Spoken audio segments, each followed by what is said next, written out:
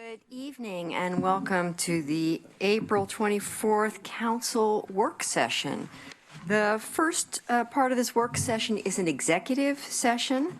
And so because we're going to discuss some real property transactions, so it doesn't look like we have many guests here, but just for the record, representatives of the news media and designated staff shall be allowed to attend the executive session. All other members of the audience are asked to leave the room. Representatives of the news media are specifically directed not to report on any of the deliberations during the executive session except to state the general subject of the session as previously announced. No decision may be made in executive session. At the end of the executive session, we will return to open session and welcome the audience back into the room. So, Manager? Thank you, Mayor. I'll turn over.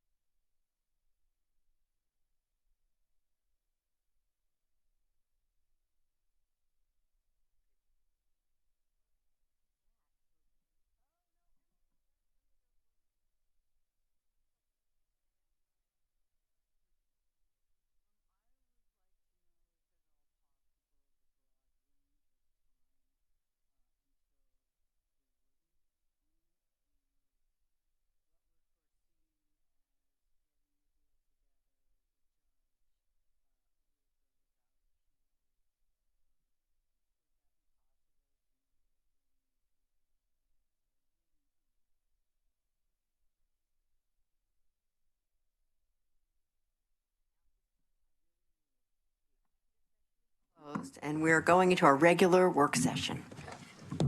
Brief commercial message. We'll be right back after this. The knock is There's the there. knock. Okay, perfect. Okay, work session, Parks and Recreation Plan update. As soon as Carolyn's Manager? in the room, she can get started. Okay, great. We can't see her, but she's running towards the door. I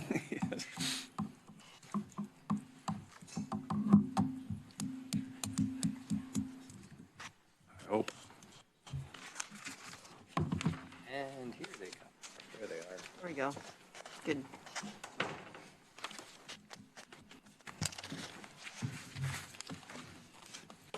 Carolyn, you're on as soon as you get here. Whenever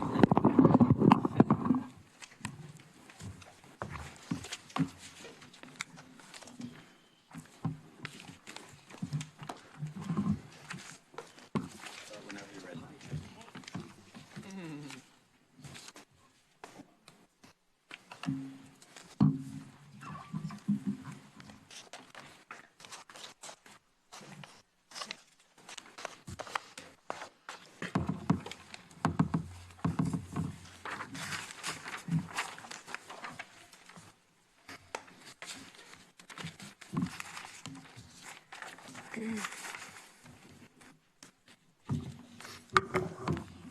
Well, hello. Nice to be here. I'm Carolyn Burke, the Parks and Open Space Planning Manager, and Craig Smith is with me, the Recreation Services Director.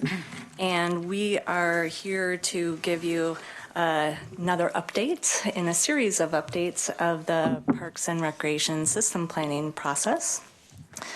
Today we are bringing you options for implementation that are the result of 2 years of analysis and community input. So we're excited to be getting to the stage of making decisions. Although we're not making decisions tonight, we anticipate adoption hopefully in the fall of this year. So,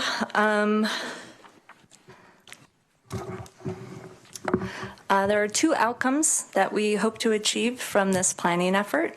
The first is a long-range vision for Parks and Recreation in the community, really kind of thinking about the possibilities and the legacy that we will leave the next generation, and also being realistic and thinking about an implementation plan for the next 10 years and being very realistic about that.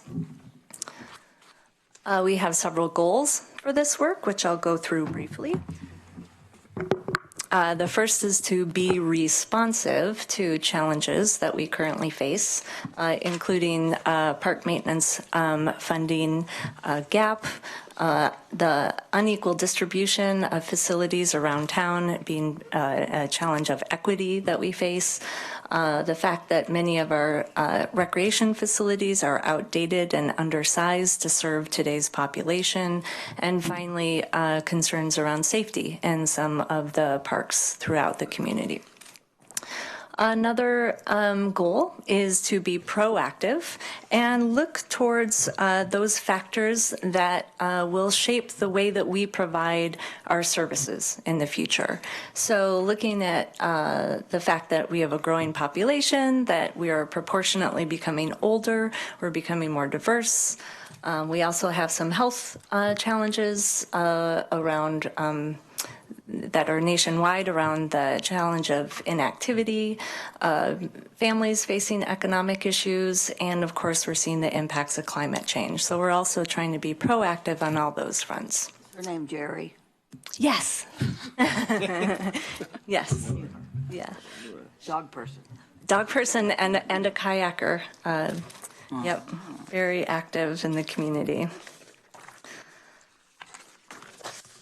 And finally, the goal of connecting with the community. And so we have used a variety of different methods to reach out to different support different kind of targeted communities, and we believe that we've heard from about 10,000 individuals to date. So we feel pretty good about what we've heard and the fact that this work is really based in the values and the ideas that the community has put forward. All that input directly relates to these 4 principles, which really guide the work of this planning effort. They are to care for and make the most of what we have, to serve the entire community, again, addressing that equity issue, to create more connections, and those are physical connections, so building on the connectivity of our existing system and creating more opportunities for walking and biking and that type of thing. And finally, building better partnerships. We already do a lot of partnering, but we know that we can deepen those partnerships and really find new ways to leverage resources and provide more services to the community. So I'm going to summarize some of the highlights of the vision, the long-range vision that we have for Parks and Recreation in this community. In addition to renovating existing facilities and addressing our equity issues by building new facilities in parts of town that don't have them, there are some kind of big ideas or concepts that have risen to the top, including enhancing recreation along the Willamette River. This is something we heard loud and clear in our outreach, that people really want to be more connected to the river. They want more opportunities to interact with it. So we are currently looking at the entire length of the river between I-5 and Beltline to understand where there are more opportunities for people to fish or to get their paddleboard out there or their kayak or even to swim or wade and just be more connected to the river. We're also still looking at long-term acquisition of additional riverfront property north of Beltline in both the Willakinsey and the Santa Clara neighborhoods. Also, we will be developing a riverfront park on the former eWeb property that we're all very excited about moving forward on. That will be the place where downtown finally meets the river edge. And then we will be collaborating with the University of Oregon to make that connection from downtown to the university along that South Bank path. So exciting things on the horizon there. Also collaborating with school districts. We have had some wonderful conversations with both Bethel School District and 4J to really look at co-locating recreational facilities with schools, looking at more of a model where we are sharing facilities, and we're having those conversations in the Bethel neighborhood, in the Churchill neighborhood, and also River Road, Santa Clara. So we are exploring those options and are excited to be having those conversations. And then also building a multi-field, multi-sport complex. This is another big idea that would actually have a number of fields in one location, potentially Golden Gardens, where we can serve local youth, local high school students, local adult leagues because of our lack of field space that we still have in this town. And at the same time, we can bring in regional and local tournaments and capitalize on some economic development opportunities through those tourism dollars. So we are continuing to look at that option as well. All told, the full 30-year vision encompasses about 250 individual projects at a cost of approximately $350 million. It's a high-level estimate at this point.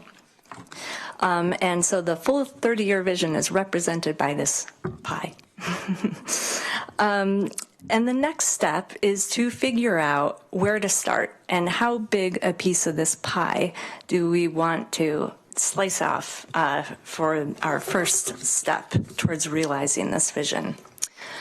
So we have been prioritizing those 250 projects, and we actually shared that list with you the last time we were here in November. We looked at balancing triple bottom line considerations, leveraging our resources, and also drawing on those 4 principles that I mentioned earlier. And then we took these prioritized projects and we have paired them with different funding levels to create these 4 different funding options or scenarios. And I will talk through each one of these options with you briefly. I did want to mention that there is not an option that says no action. And a no action scenario does not mean status quo for our system. I want to be clear about that. A no action scenario means that we continue to have a steady decline of our existing assets. We continue to not serve some portions of our community, and we would not be planning for the future. So we're not presenting that as an option.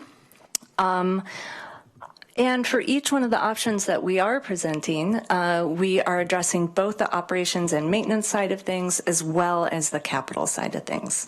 The scenarios, we do talk about bonds and levies, but I want to be clear, no decisions have been made or recommendations about what the appropriate mechanisms are. But that is we're just trying to paint a picture of what it would cost, and so that's the tool that we used. So the first scenario I'll talk about is the smallest one, which is just about maintaining parks and open space. So it only would provide operating funds. We're looking at about $2.3 million per year in that scenario. And the reason we have the Pi server there is that is the tool that we need to put in place in order to continue to implement this plan. So through this scenario, we would be looking at improving park safety and security measures, increasing some of our essential custodial services, responding to some of the illegal actions that we see in our system, and increasing some funding for natural area maintenance. This levy funding would actually enable us to do some new development because we would have some money to be able to take care of that new development, and we could use system development charges, which we already have, to do that development. So you can see this map up here on the right. There's little orange bubbles that show where the highest priority new development projects are, and that we would be able to do a little bit of new development of park sites within this scenario. The next scenario is the fix-it scenario. So this pairs not only operating funds with capital funds, really to help us achieve about 13% of the community's vision. Through this scenario, we address the most urgent repair needs in the system. The yellow dots on the map are all renovation projects. The red dots are all new projects, and then the blue dots are recreation facility upgrades. I also should say that each one of these scenarios builds on the last, so they are cumulative. So everything that you saw in the maintain it scenario is in the fix it scenario, and it will continue to do that. There's one project we want to highlight for you. It is the Campbell Community Center remodel. We have a little kind of flyover that shows what is proposed there. So Campbell Community Center is one of our oldest facilities, and it is also one of the most well-used facilities. So we would be looking at an expansion that you can see there. Yeah, it's kind of cool where the area would be expanded to primarily address fitness needs and wellness activities and cater to older adults in the community. We don't have something fancy like that for all of them, but we wanted to share that one with you. The next scenario I want to talk about is the fix and enhance it. And so this is kind of the middle ground on the capital side of things with a $55 million capital bond and then the associated $3.9 million in operating funds. This would achieve 22% of the community's vision. In this scenario, we would do additional renovations plus new improvements that really, I think, build on our strengths as a community and help us to reach our potential. So looking at actually implementing some of those river access improvements that we discussed, a downtown playground, completing the Delta Ponds trail system, and a number of other projects. I'm not going to explain every project because there's too many of them, but in your packet, there is a complete list of every single project that is in every one of these scenarios. It's also on our website, and it has cost information and partnership opportunities and all that. So happy to answer questions. And this is our final scenario, fix, enhance, and build it. So this is a large capital bond and associated operating funds. It would achieve actually 40% of the community's vision. In this scenario, we accomplish basically all of the priority one improvements that were identified in the complete list. Many of these projects are some of the higher ticket items. So for instance, building a brand new community center and pool in an area of town that doesn't have one, building out the multi-sport complex that I discussed earlier, and a full renovation of West Alton Baker Park and the Canoe Canal. This is a comparison, kind of at a glance, of the 4 different options, and it shows the costs to the average homeowner on a monthly basis. It also identifies how much funding we can leverage of our SDCs, and that's based on the specific projects. It's an estimate, but it's, I think, pretty accurate. And it's important to note that over the next couple of years, actually, the 1998 Parks and Bond measure will be retired completely. And so property owners will see their tax bill decrease by about $30 within the next couple of years. And so that can offset some of the additional expenses. $30 a year, thank you. About $250 a month. So these 4 options are intended to give us a foundation to kind of paint a picture of future realities, but obviously there are other hybrid solutions that could be out there. But we hope that this just provides us a good starting point for finding what is the community's really preferred path forward. So our next steps are to continue this conversation. We will most likely do some voter polling towards the end of the summer, bring that information back to you all, and hopefully then begin the adoption process where we could have a plan in place and an implementation plan by that fall. And if there is the desire for some kind of a voter-approved measure, we have identified May of 2018 as a opportune time, should we decide to go that way. So that's all we have. Okay, thank you very much for a really, really well done presentation. I loved all the packets, the materials that came in the packet as well. Very helpful. So first in the queue is Mike. Thank you, Mayor.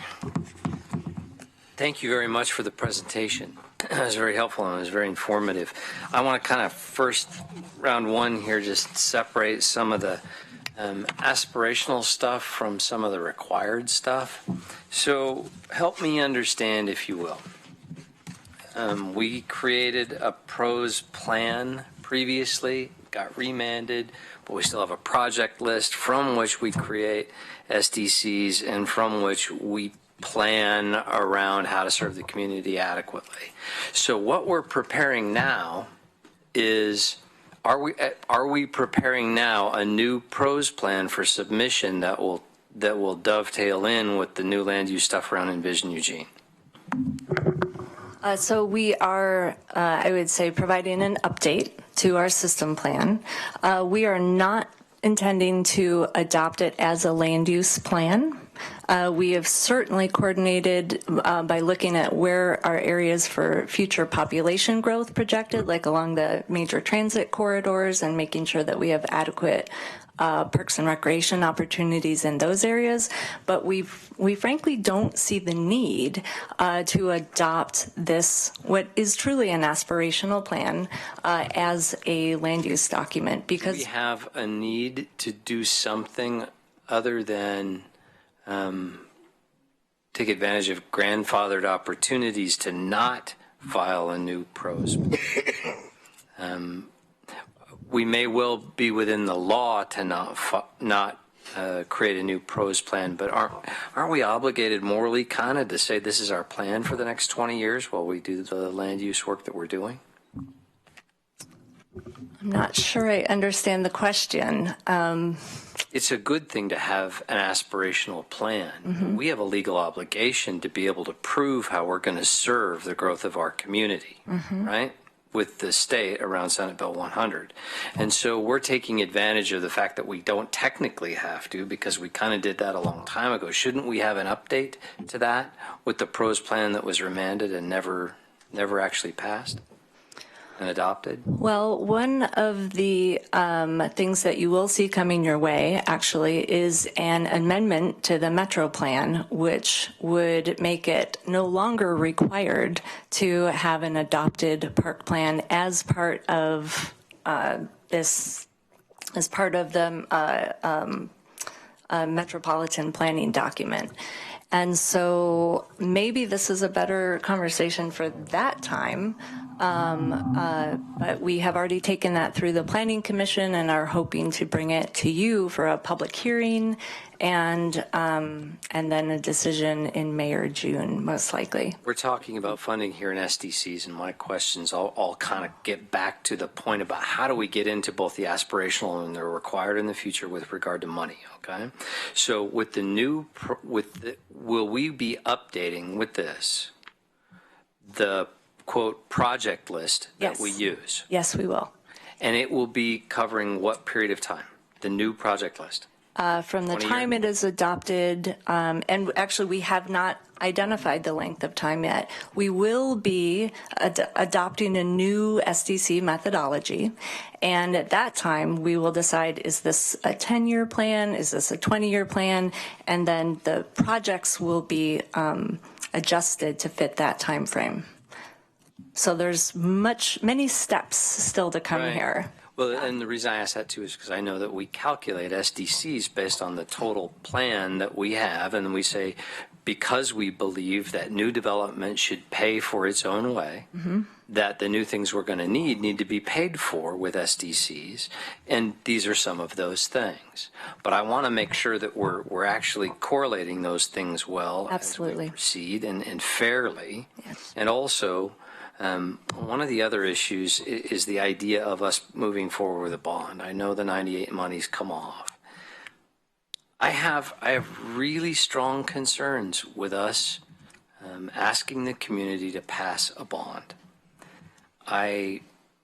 Having professionally worked with campaigns for a while, it's my professional sense that it will be a very difficult thing to pass, especially anytime in the next couple of years, looking at the environment of what else will be on the ballot.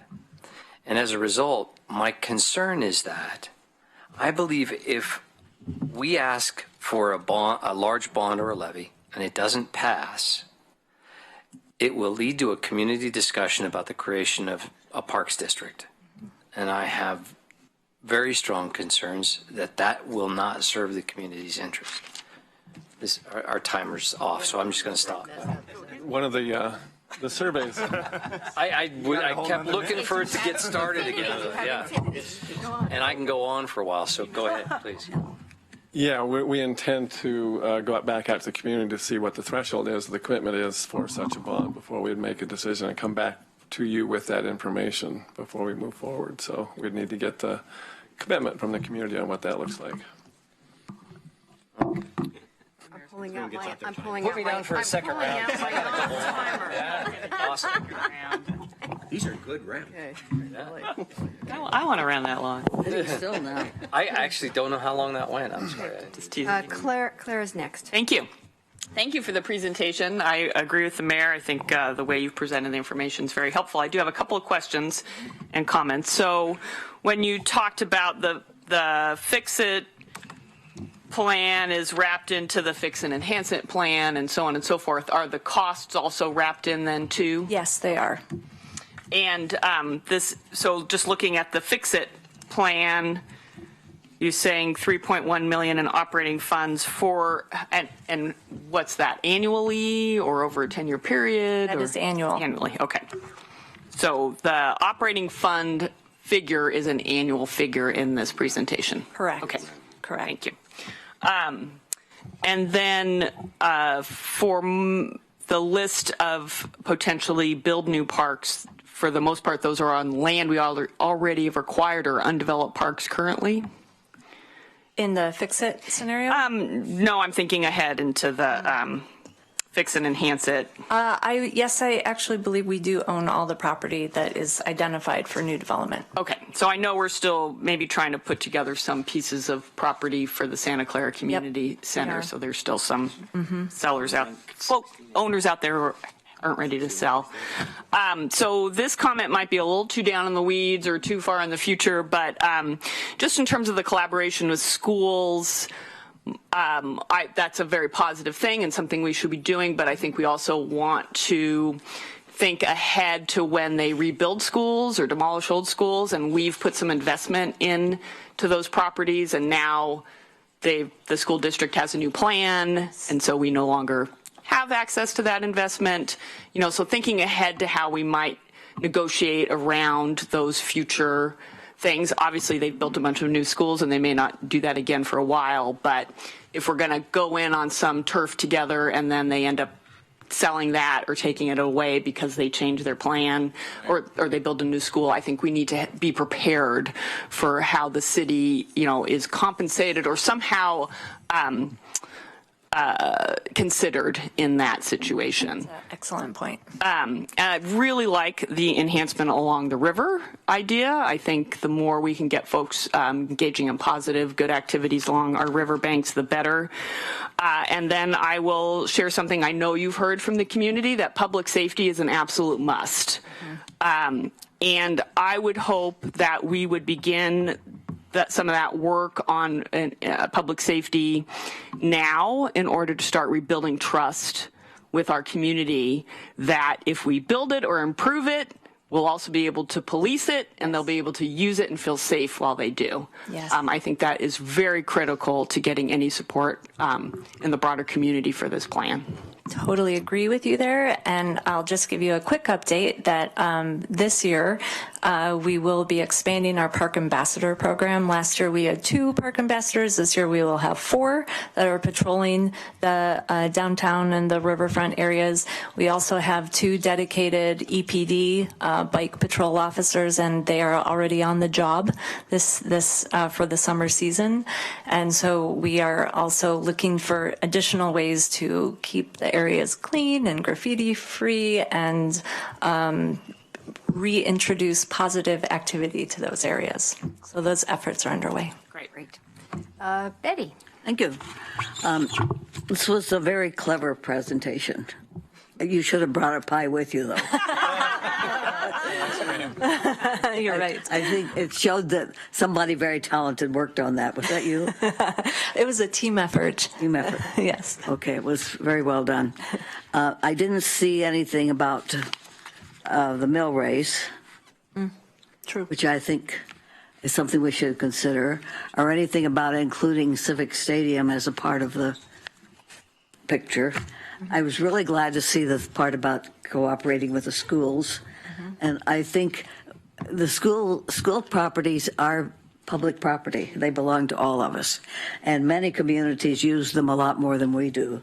And that would give us a lot more open space if we had access to all of that. So I really encourage you to keep talking with the school districts about sharing property. Will do.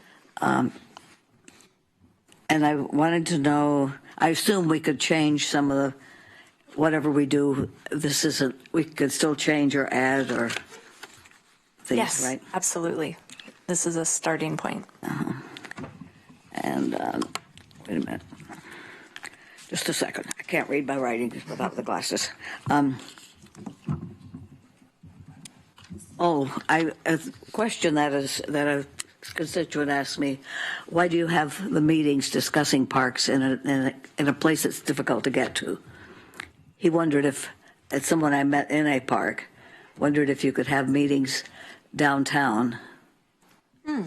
And because more people could get to them more easily, people who don't drive. Okay. And I said I would bring that up. Thank you.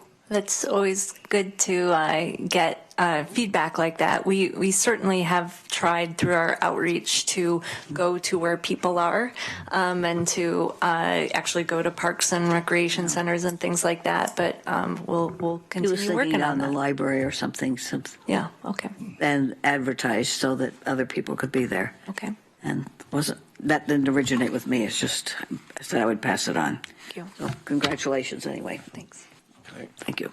So I could respond to the question about partners, because you mentioned schools already and civic, and that we've been talking to all of our stakeholders that make up this Parks and Recreation system in our town. It includes Boys and Girls Club, what the YMCA is doing and what their plans for it and how it affects our system, as well as Civic Stadium and the field house there. So we're definitely saturating our communication with everybody that's involved that contributes to our system here in Eugene. So.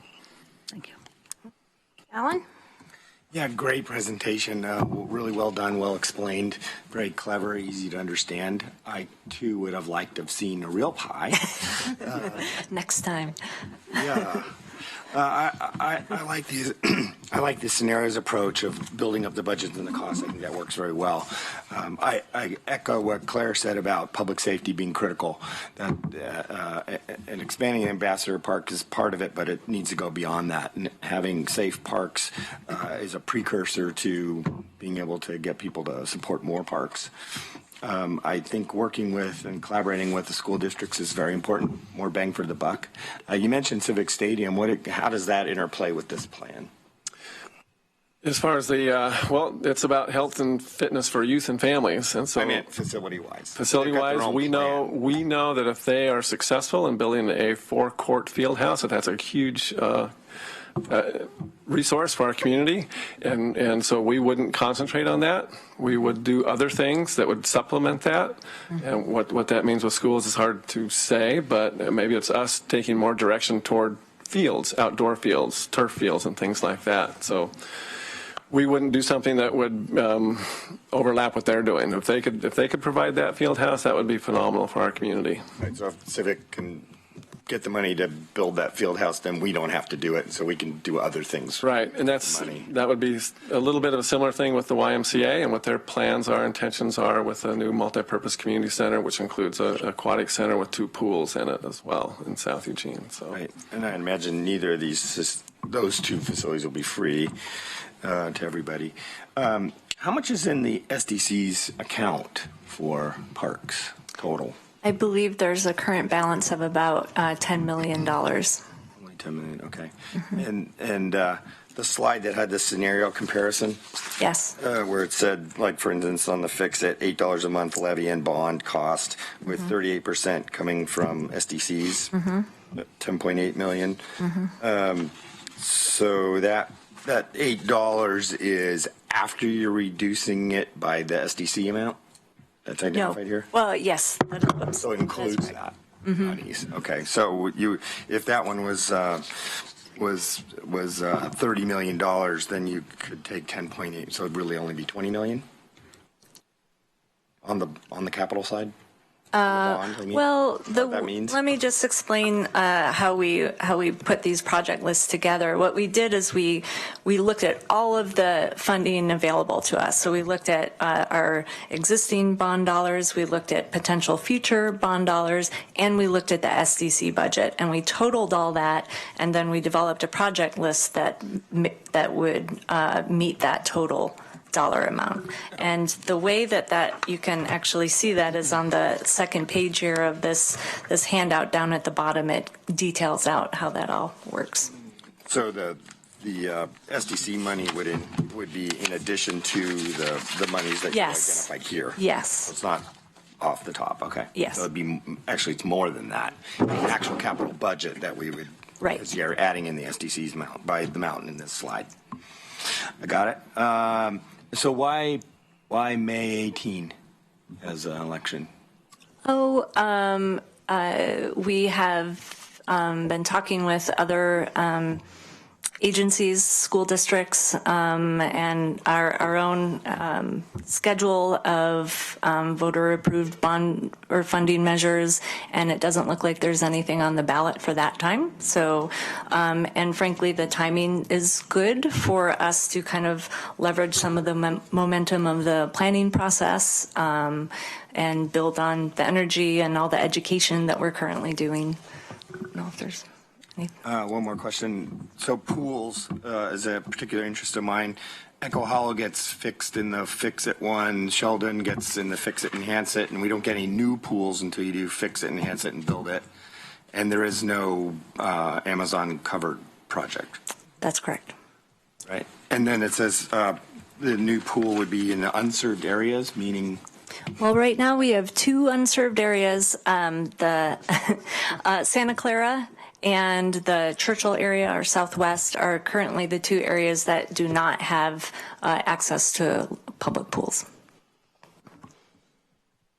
Okay. Greg? Thanks, Mayor. Excellent presentation. So a couple of questions. One is, how much revenue annually, and I don't know if you've done this analysis or not, are we not capturing by not having the infrastructure, in terms of what we need in order to be able to get the kind of tournament revenue and other revenue that we should be getting from, other activities coming into the area. I note that between Portland, Salem, and Medford, their facilities are, in most cases, if not substantially enhanced over ours. I mean, it's just, in some cases, night and day. You go to Tualatin Hills, there's absolutely no comparison. So what's your analysis around what we are not capturing, what we're basically losing by not having the level of infrastructure that we need in our parks and rec system? Right.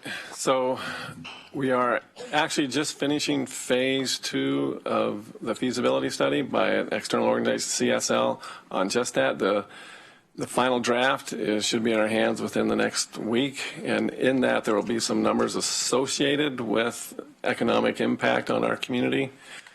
We know that right now for the turf field complex that could be proposed in that analysis, it could include about 15 fields.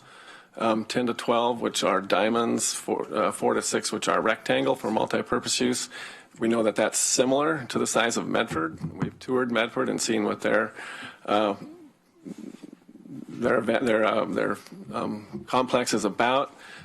We've talked locally. We know that Willamette Lane has the nearest complex, but we know that they're also landlocked. They're not going to build anything more. So the current feasibility study points positively toward what the impact would be in our community. Just Medford has a economic impact of 10 to 12 million a year. They don't include the amount of dollars that leaves the community. As far as we know, we would have a certain proportion of people that actually leave Eugene to go to Medford, go to Hillsborough, go to Portland, and Medford didn't capture that, but we know that there is definitely some economic prosperity associated with the sports park, and both bringing money in and then also keeping people in town as far as saving them money from travel time for these big sports tournaments. Sports tournaments are a big deal these days for both youth and adults. And so the second question is, and I know that this presentation didn't cover it in depth. What are the opportunities to leverage public-private partnerships with the investments? Again, with the infrastructure, what kinds of things could we do? Examples of other communities which have been able to successfully, integrate a model that shows some private return for investment that could enhance not only the capital side but the operations and the maintenance side. Yeah, again, most of that will be covered in the final phase 2 of this feasibility study. We know that it's a mixed bag with how different organizations run that as far as even raise capital funds for both those. Medford itself raised all the money through fees, utility fees, on 3 different stages to do that. And then they charge Cellular One for naming rights over a 5-year period. So there's different combinations in which that could happen.